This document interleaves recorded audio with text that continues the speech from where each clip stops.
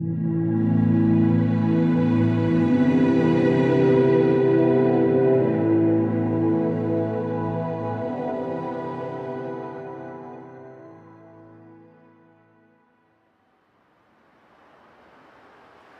of my finest photography is housed in this building.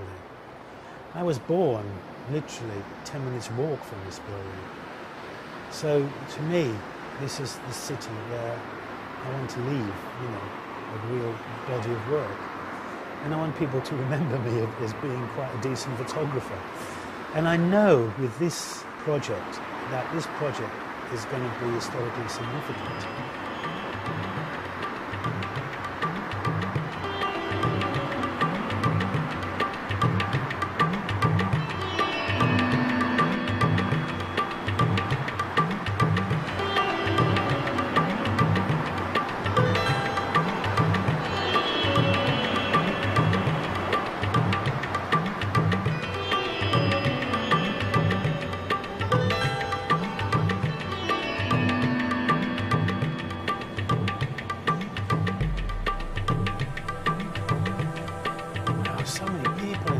John.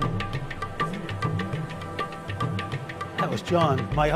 Now he is my oldest friend on earth. We first met each other 61.5 years ago at Crab Street Infant School. We both started infant school together in 1952, I think.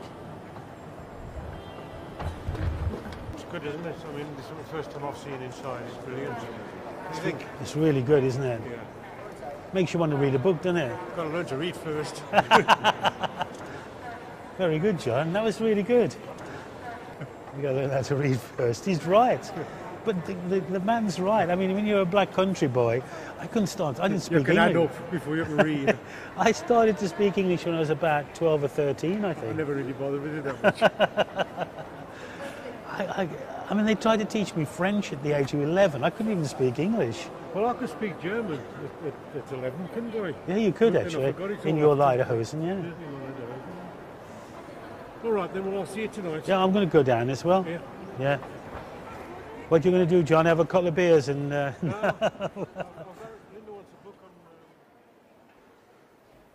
on... These subjects, sometimes there's 1, 2, 3, 4, 10, they come in the room, and how am I going to decide to photograph them?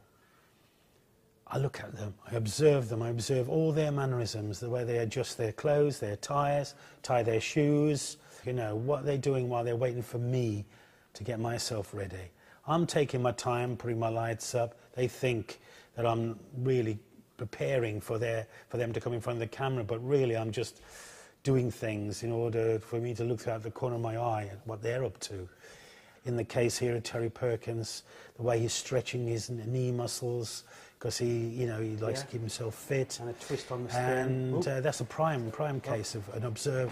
I watched him, and a twist on the stem, really stretching his ligaments in his leg and around his knee. And I employed it. Yeah, like towards the rock. Oh, it's like the power of the rock. Yeah. And really I'm noticing every little piece, how they scratch their heads, read their newspapers. I'm observing them and I'm recreating it. Okay, one leg. Terry, one leg. Flamingo. Okay, here we go, Tel. That's perfect. Oh God, this is the poster. Can I check the focus? It's going to be in focus, Dave, I think. Yeah, I mean, it was something we talked about, the props here. I spoke to Nicola and Pete James prior to carrying out the photography, and they thought it might be interesting to have references with regards to the history of English, well, certainly the history of books, English literature, the fact that this library is connected to the Repertory Theatre, and to sort of gather some props from the rep, really, and use them with some of the subjects, which are some obvious props like ruffles. In the case of, can we say, William Shakespeare, where of course this library is attached very closely to William Shakespeare. And so there's some obvious props, yet there's less obvious props. I think I was just thinking one night, oh, it'd be nice to have a rock. I'd researched on the internet one day and found that there were these rocks They're rocks used in gardens and ponds, you know. And so I stopped off at Bury St Edmunds on the way to Birmingham and filled the estate car with fiberglass rocks. Thought that might be quite interesting.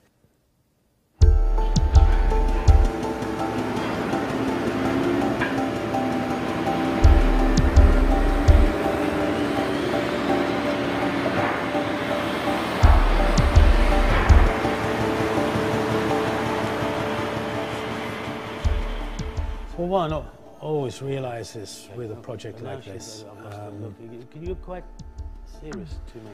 sort of a semi-corporate artistic project. This is about Europe's biggest lending library, so, and it's the opening of, so there's quite a bit of pressure involved with it. And the demands are immense, really. Although you bring all the forces into play to ensure that you produce a good body of work. Yeah, if he drops a hand.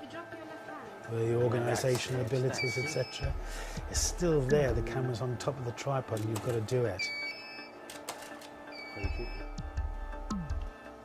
Everything you shoot is going to be shown. You're in the nude in these sort of circumstances. You are vulnerable. Oh, that's a good look from the lady. So he's quite nervous. It's quite a nervous thing to undertake, really. You've got to have a bit of strength and conviction to do it. Can I see the back of this? First of all, I always like to photographs taken if it's a good cameraman. We'll have a quick look. And what is special about him, that for me it feels almost like that he's making a painting. That's the good light and light from here, and how he makes the composition, and his team, and then that one. And that then just comes and just picks up.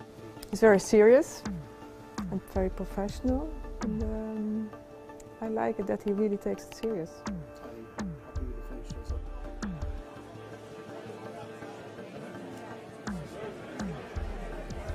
This library contains tons of my work, framed in its bowels. Most of my finest photography is housed in this building. And they look like they're all cut out. The way I position them looks like they're all montage, but they're not. It's one perfect photograph. And I know with this project that this project is going to be historically significant, primarily because it's about the people who have built, made happen and work in this library at this present time. So I know they're going to be retained and they're going to be looked over for decades to come, and my name is attached to it. So I mean, that's even extra pressure. So I'm trying my real utmost to produce interesting work so people will refer to me as being a decent photographer from Brum.